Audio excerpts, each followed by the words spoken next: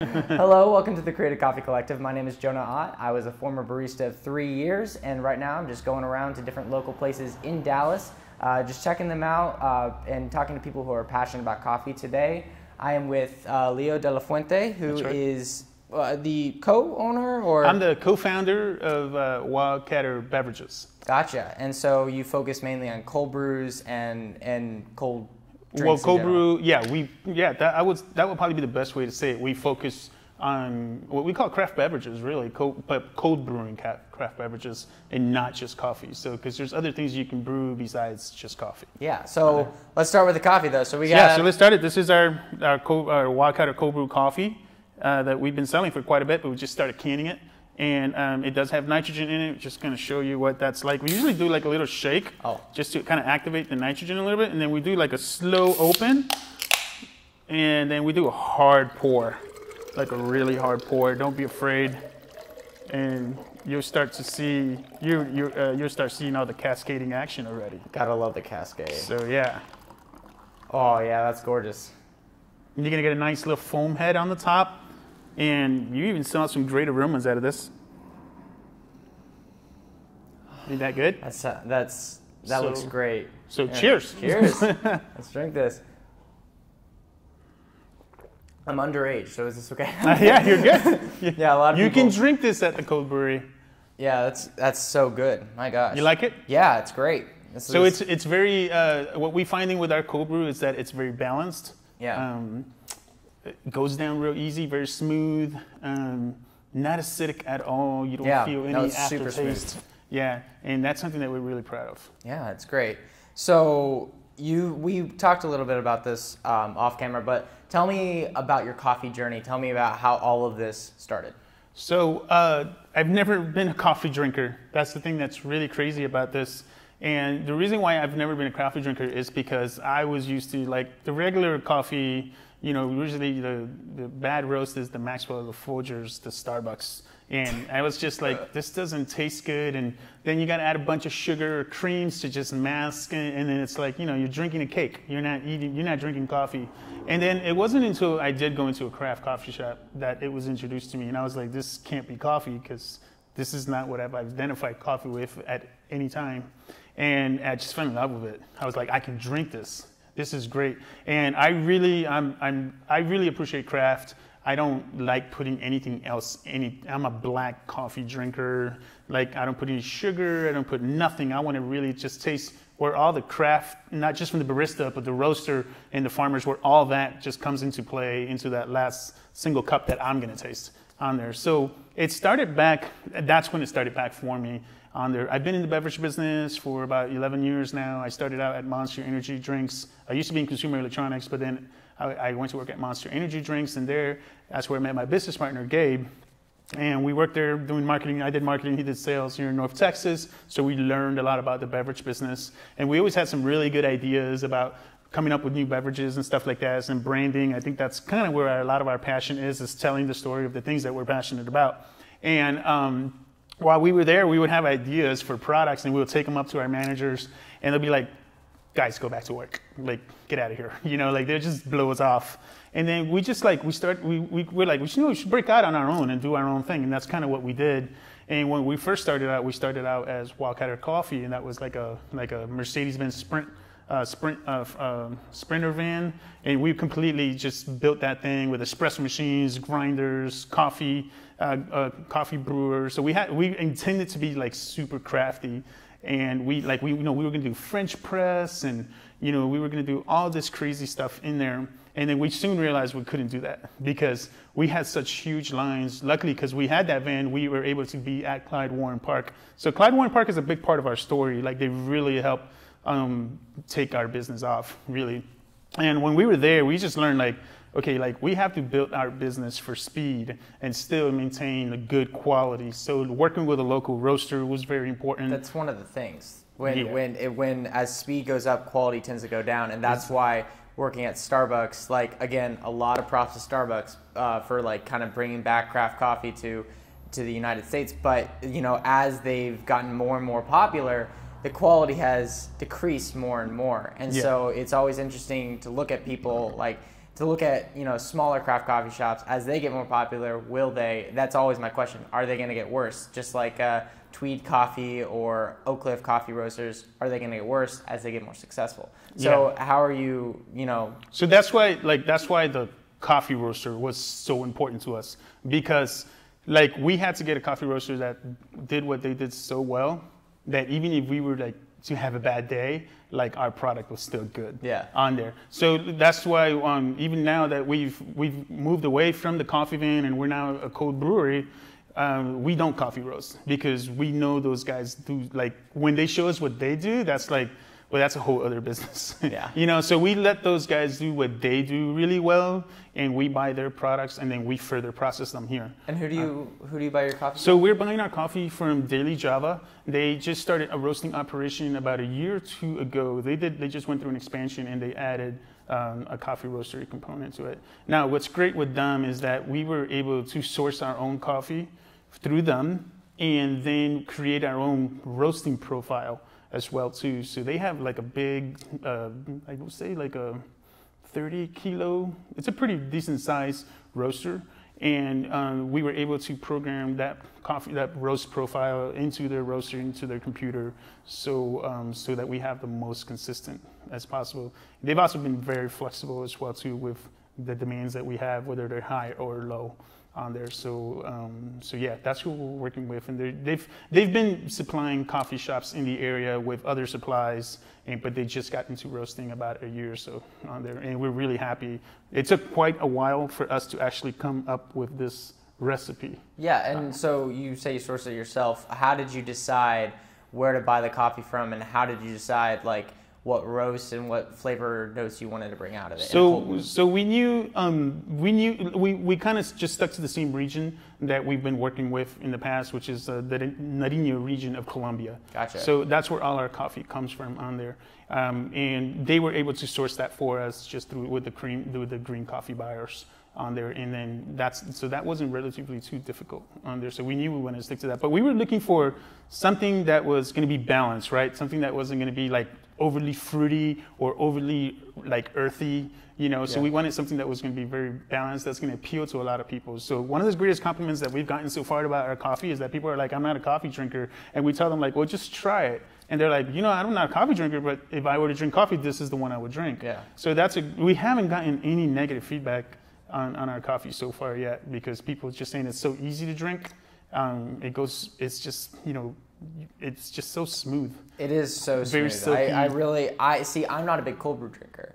If I drink a cold coffee, it's usually an iced coffee, and but this is actually really great, and I really enjoy it. I think it's super smooth. Now, I think a big portion of that, and you were telling me earlier about your water. So you say y'all make water first and then make coffee. Exactly. Well, we didn't know that it was going to exactly go down like that. We were just we'll just fill up these tanks with water and put coffee in there and go home for the night and come back the next day and it's ready. And no, we actually, the water is very important. So what we did, when the water actually that we get, it comes from the city of Dallas. By the way, the city of Dallas water is relatively pretty good compared to other municipalities. They do a really good job at keeping, a lot of things out of our water so that we get some really good water. And we literally get that water down almost to distillation levels, and then we reintroduce minerals back into it in the right amounts to extract the coffee flavors as much as possible, the right coffee flavors as well too on there. So the amount of minerals that we add in there, that's actually proprietary to us. We actually run an entire, it feels like chemistry class. So on here, so Gabe, who does all of our roasting, he's turned into kind of a mad scientist in here figuring all this stuff out. But yeah, we make a batch of water first, and that's one of the reasons, I think you talked to me a little bit earlier about if we cut it. We don't cut. So all the product that comes out of these tanks is ready to consume, either in the can or in a keg. And the reason why we don't cut is because if we were to put water, so the chemistry of that water changes if you make a concentrate. So if you introduce another batch of water, even if you do have the right levels, it's going to be different. So it's a little bit, there's more inconsistencies that way. So that's why we just do a final product. We don't do a concentration. Gotcha. So. Yeah, well, it came out great. So tell me more about you tell me a little bit about the name Wildcatter and what that means for y'all and for your customers. Perfect. Yeah. So when we were trying to figure out a name for our company, we wanted to be like synonymous with the state of Texas and the culture of Texas, and we kind of wanted to, like, in the grand scheme of things, we envision ourselves as being like the Whataburger of coffee, because there's a lot of places that you go to and they have an identity. Like, if you go to like the North, like Caribou Coffee has got their stronghold, and of course Seattle area, the Pacific Northwest, has Starbucks. Yeah. But like when you think about Texas and coffee, well, who's like when you think Texas and burgers, you're like Whataburger, you know? So we were like, man, like that would be like the ultimate goal for us. So like when people think Texas and coffee, they'll think Wildcatter. So the name Wildcatter, a lot of people are familiar with the term Wildcatter, some people are not. It's a term that's very much used in the oil and gas industry, which is a big part of our culture of our state on there. And basically what a wildcatter is somebody who goes out and they try to look for oil, they try to strike oil, they're an investor, they're a risk taker. And I think those are all values that Texans have. That's why a lot of people have come to Texas for generations and generations, and they're looking for oil, and oil is usually referred to as black gold, and that's where the colors black gold came from. So we do, one of the things that happens here at Wildcatter is that we do let a lot of what's going on in the market influence everything that gets developed here. So we're not here to put our mark on, to create something. Like, we really are just letting the market talk to us, and then we adjust and be like, okay, let's give people what they want. So for example, one of the things that when we sent our product to the lab, it came back and it has a ton of caffeine.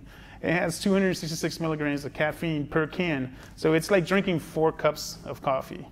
So now we're and I've already had 2 this morning, so that's great. Well, and so now what we're finding out is that our customers are drinking it because of its functionality.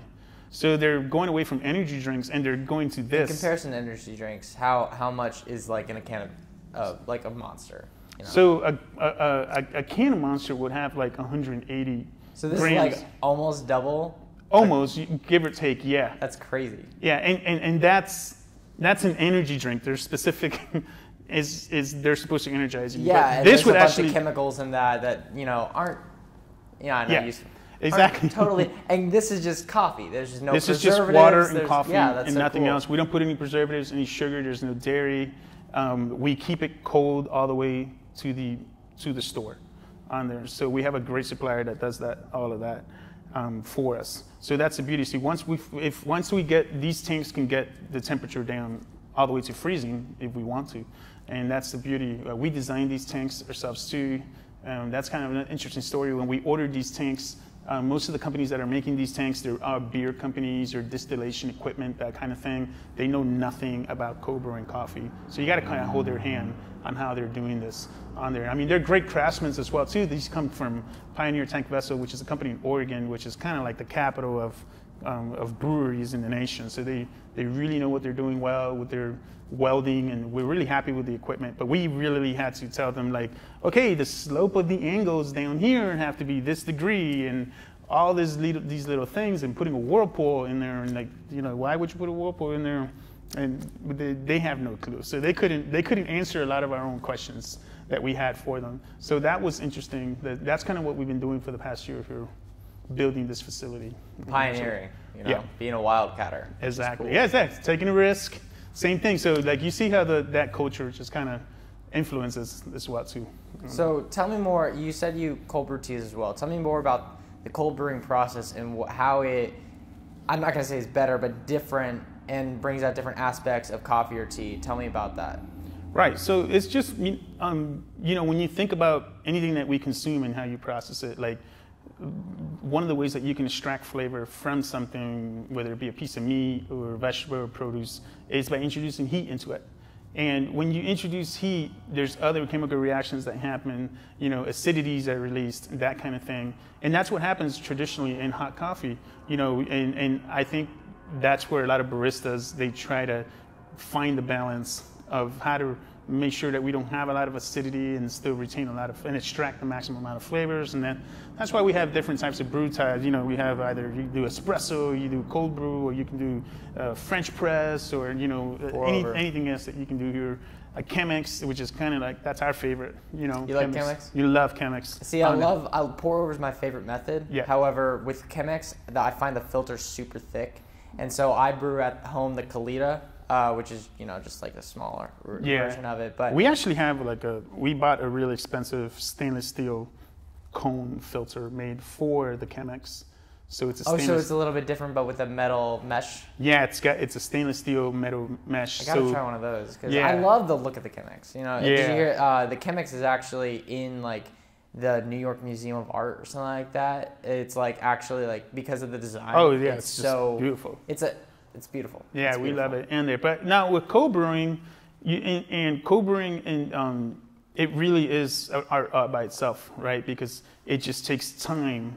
That's you got to have appreciation for that time that it takes for the coffee to just soak in water and let it extract as much flavor as possible without introducing any heat. And then you're just extracting flavor. You're not taking out no affecting the acidity on there. There's no scorching. So that's what's different about it, that you're going about it different. But I think the craft aspect of it, and we even debated about, you know, on the can in the ingredients, you know, you can see it says purified water coffee, and we were actually going to put and thyme, because we really do think that the thyme is an ingredient. It just takes time to do that.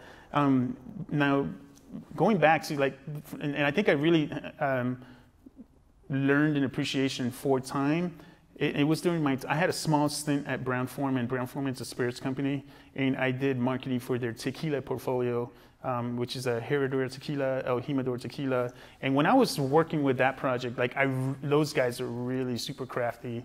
They've been making tequila for like 140 years, so it goes back to like the 1800s. And I really learned a lot about, you know, being patient and appreciating time and just letting the process just develop itself out on there. And I think I bring that now to when we do our cold brews as well too. So yeah, that's how it's different. You know, it's the absence of heat, but we're still extracting flavor. All this color, you still get it, you know, on there. So and you still get all the flavor. And then once we finish, we do put nitrogen in it. And it's interesting with nitrogen, like it does give it a different texture. We call it an elevated experience because we really do think it does give it an elevated experience.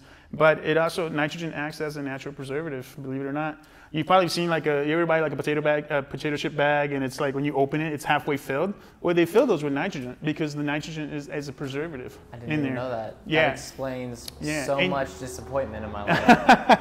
And then nitrogen is actually it's actually a natural sweetener when you apply it on food and beverage. So that actually, you know, it helps with the acidity as well too. Yeah. So like I said before, we don't put any sugar, nothing. And we've seen some customers that do add stuff to it, that add creamers to this. And that's fine, they can do that. We give them a really good base if they want to do that. You know, we struggled with that as well too when we were in the product development of this, because we were like, okay, we got to put sugar in this, right? Because everybody wants sugar. And we found out the opposite. Like people actually don't want sugar, but the people who do want something sweet, like there's all these sweeteners. So there's like raw sugar cane, there's like stevia, there's this, there's that. And then we're like, why are we gonna make that decision on behalf of our customers? So we were like, let's not put any sugar in it. And we haven't had any drawbacks or any kickbacks. Like people are we tell people like, just taste it before you put anything in it.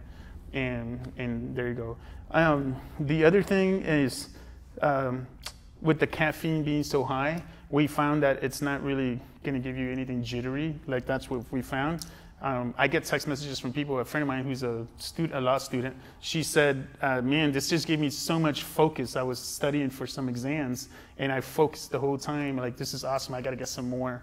The other thing that we've noticed, and like we have evidence right here, people drink it really fast, and you can tell by that glass and my glass. This will be my second one today, and so the energy does have a tendency to hit you faster. I'm feeling it. Yeah, but I'm trying to remain calm right now. But yeah, and the way we discovered that is Gabe and I, like we actually do a lot of mountain biking and cycling, and so he took these one time as a pre-workout. And like, I never saw him, he just left me. And I was like, well, there's something in there. And then so we actually started taking it to some cycling rides and things like that, and those guys like it on there. So that's really interesting that it's not is it like a great beverage to drink, but there's functionality to it, and we see a lot of beverage sales happen, or food sales too, because of a function that's associated with it. Yeah. And that's kind of unintended consequence. Like that wasn't our intention at all on there. So it's really interesting. It's a lot of, there's always some surprise when trying things new. And the way you tell, I find this a lot when people talk about getting into coffee, they're just like, it was an accident. It was like it never seems to be premeditated, especially for me. Like the same thing, you apparently watched this is one that I posted, like I didn't even want to get in coffee. I didn't drink any coffee before it, and I just happened to get into this, and now it's one of my biggest passions in life. So why do you think it's just because it's the most widely accepted drug in the world, the caffeine, or why do you think coffee encapsulates so many people who aren't expecting? Well, that's an interesting question. I think people like, it's kind of like how do I say this? It's like again, like something unintended, but it just brings people together. It's something that is common. So like even if you go to other countries, you can always sit down and have a cup of coffee with somebody, So I think that's kind of what happened. It's just such a foundational thing on there. And when I didn't drink coffee, it was just weird, like people were like, let's go to a coffee shop. I'm like, no, well, you won't find somebody like me hanging out at a coffee shop. Now I go to coffee shops all the time because I want to see what they're doing. Yeah. So I just want to see like what their contribution is to the industry on this. So that's how I think about it. I think that's what happens with people and why it becomes important. I think that's why it's important that it be good coffee too, because whenever you do have those meetings with people in coffee shops and things like that, that having that good cup of coffee, it reminds you of that moment, or why you should keep coming back to the coffee shop to have those meetings there and those, those connections is what I call them. So it's funny you say that because Gabe and I met at a Starbucks, my business partner, and we met the way that we actually met is I was actually doing recruiting at the time for brand ambassadors at Monster Energy, and he was actually one of the people I was interviewing, and I was doing interviews at a coffee shop, and this was like 11, 12 years ago when there was no WeWorks, there was no Starbucks. And Starbucks was not even as big as it is today, Starbucks was the WeWork, Yeah. And I know, and I know that Starbucks takes a lot of criticism in the industry, Yeah. I kind of call them like they're the Budweiser of the industry, right? Yeah, but you got to respect Budweiser. Exactly. That's now. After doing my interview with Kimberly from Coffee Del Rey, she literally said to me, she's like, "I'd be careful what you say about Starbucks because Starbucks has some serious clout."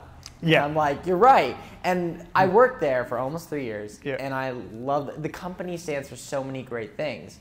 And when you get to that point, you cannot blame them for wanting to change things. Now, I can respect them. They fully, they do all Arabica coffee, even though you can have different grades of Arabica coffee. Obviously, some Arabica is better than others. But they try so hard. They're opening up these reserve bars. So again, a lot of respect to Starbucks. Howard, if you're watching this, you're still my uncle. When you work at Starbucks, call him Uncle Howie.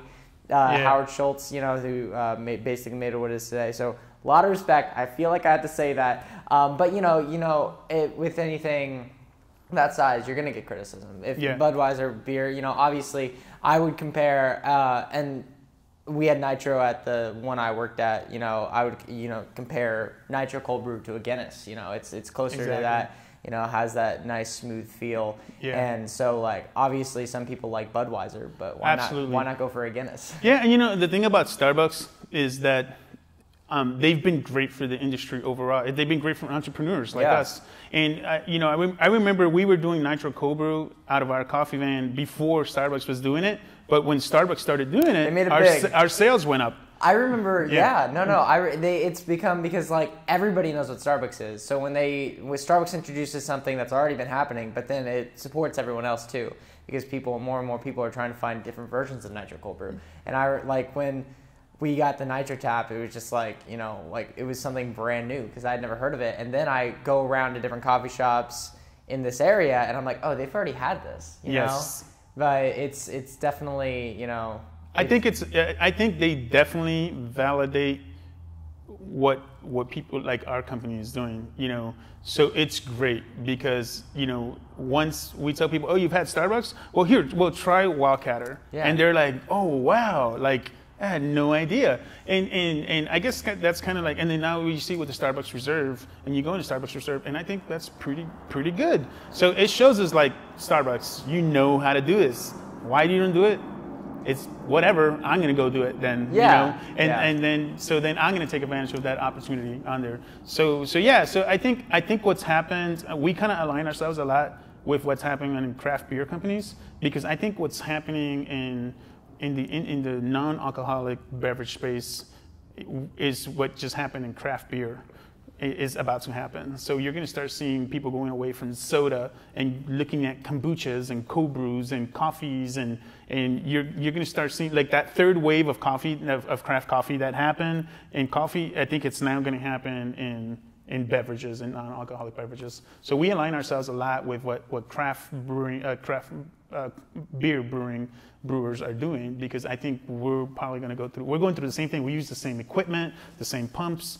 Some things are a little bit different. We use a coffee grinder, they use a mill, but we use the same canning lines. We use nitrogen, carbonation. It's all relatively the same. So it's kind of like the two worlds, coffee coming together with beer. You know, so, you know, anybody that's doing this, I was telling you before, like we're pioneering this. I like to use the word bootstrap. We're up kind of just like Frankenstein, you know, we're pulling pieces from everywhere. Yeah. So like they're, you know, like the way we have our tanks designed can be very different for somebody else that's doing this. And we've seen other setups everywhere else, and it's just completely different.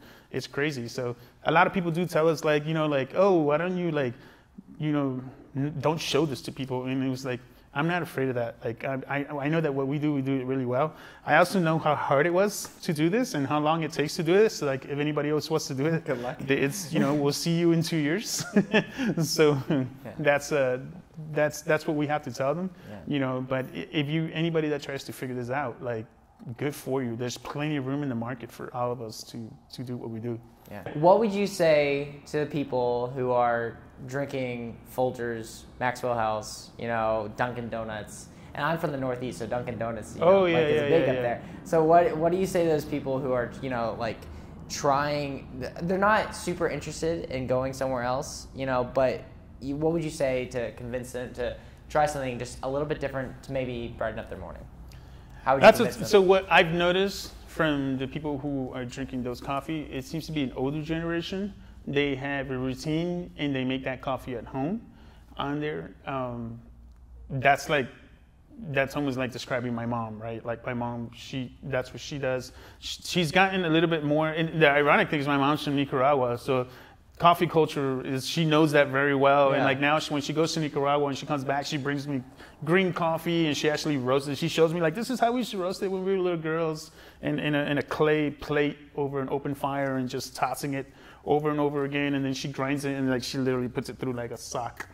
And that's how she does the coffee every morning on there. But you know, before it was just like that, you know, Folgers or Maxwell, that kind of thing where you just buy a big pot because it's like $2. You know, kind of thing. And, you know, we tell people, and I think and it's an older generation, and one of the concerns that generation is becoming more health conscious, you know, just because of their age and any ailments that they start having, they start realizing they can't have sugar anymore. You know, like my mom doesn't, I've told her, like, don't put sugar in the coffee.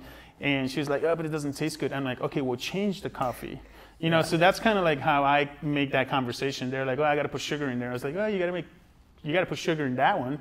But if you try this one, you probably don't have to put sugar in it. So like, you know, I like to like introduce them to like different coffee roasters. And one of the things that I went to the first coffee day they had here in Dallas a couple of years ago. Would love to go back soon as to the next one. I think they haven't announced one for the next year.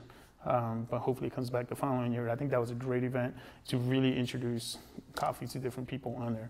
But I would just tell them, like, just give it a try. Change your coffee, change your routine a little bit to see what else is out there. You know, just like when we were going back, like to like some people drink Budweiser. Like I was not a beer drinker, until craft beer came along. Same thing with like spirits and stuff like that. I just was not, and then craft spirits came along and I was like, man, this is much, much better. Like if I am, like I'm not a drinker, but if I am gonna drink, this is what I'm gonna drink. Like, as opposed to like just doing a bunch of binge drinking of like a 32 pack. Yeah. Like that's not me on there. So, and we're finding a lot of that trends now with consumers, especially millennials. Millennials drink less, and but when they make less purchases, their purchases are very different from what we're used to. But it doesn't mean that they don't spend money. And when they do spend money, they do spend their money on more higher quality items, is what we're finding. And that's kind of the space that we're in.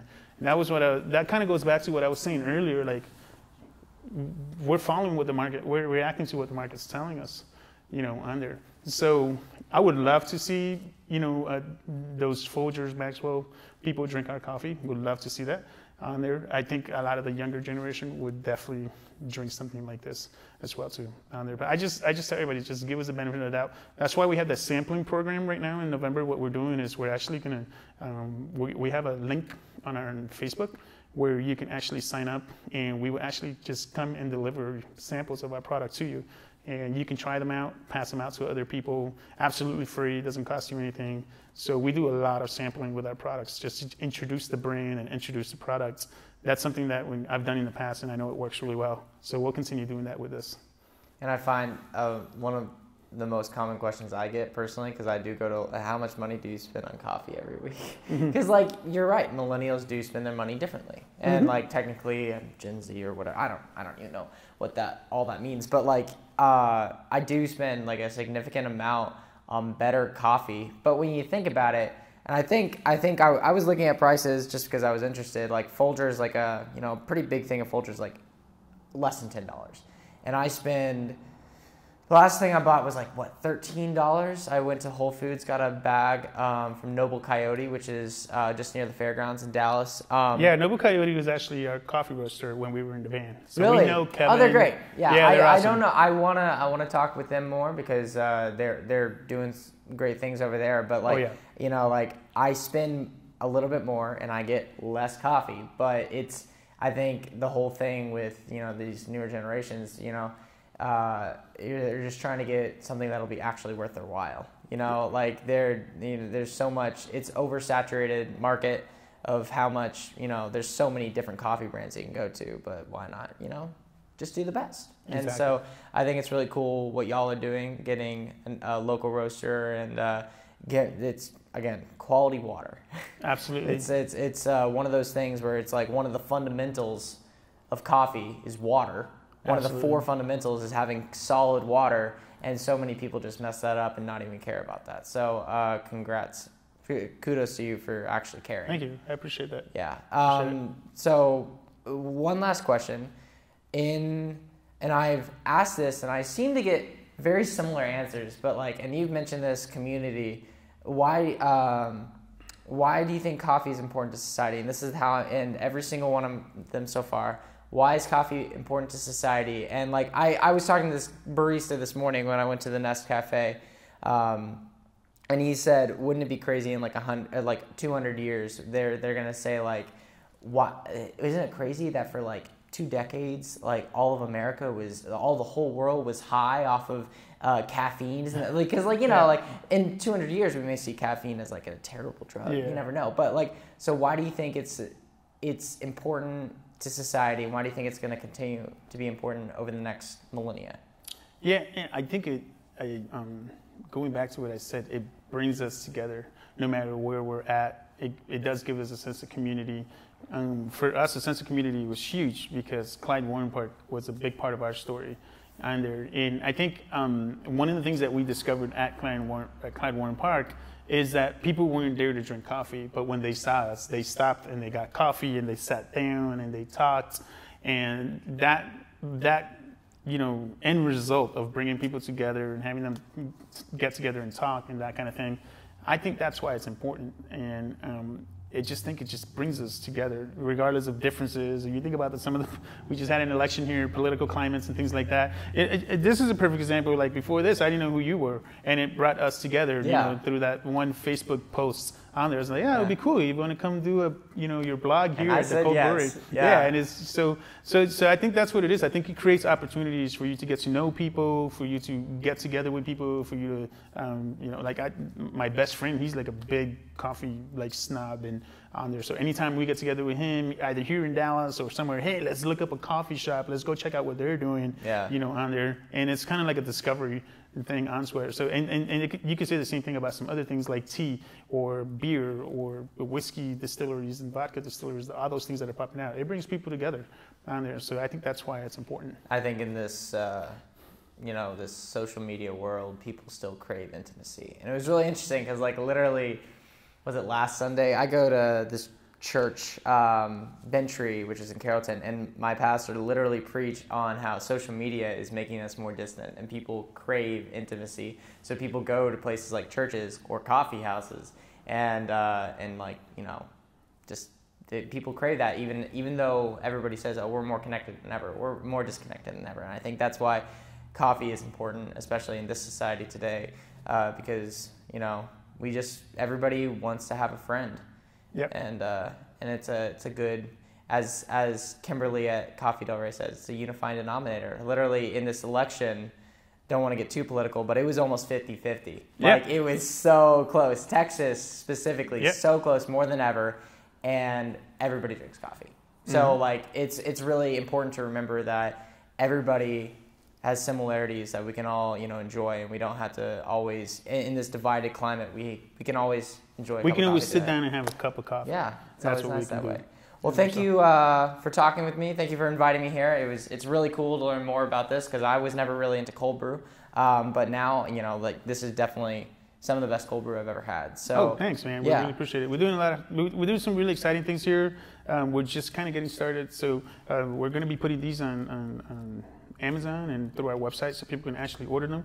We'll bring them to your door. We'll actually deliver them in the mail cold to you on there. And then we're also going to start introducing a keg program pretty soon here. The best way people can find us is on Facebook. Just look for Wildcatter Cold Brew. And they'll just follow us and you'll see all the developments. We got really cool, interesting things.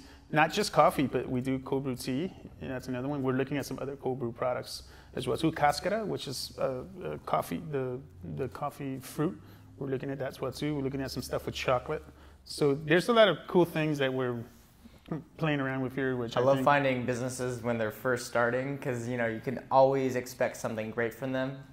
So I will definitely link them in the description below, their Facebook page and their Instagram. Follow me on Instagram too. You're just going to see a lot of cool photos of coffee, and definitely they're going to be on my Instagram soon. Thank you so much for watching. Please like and subscribe and check out Wildcatter. Thanks. Appreciate it. Thank you. Awesome. That was great. That was good. I appreciate it. That was good. Yeah. It was a good conversation. We need to do more of these, Gabe. You're going to do the next one. You'll get a different story perspective. Oh, man. How was that? Good? Awesome. Good?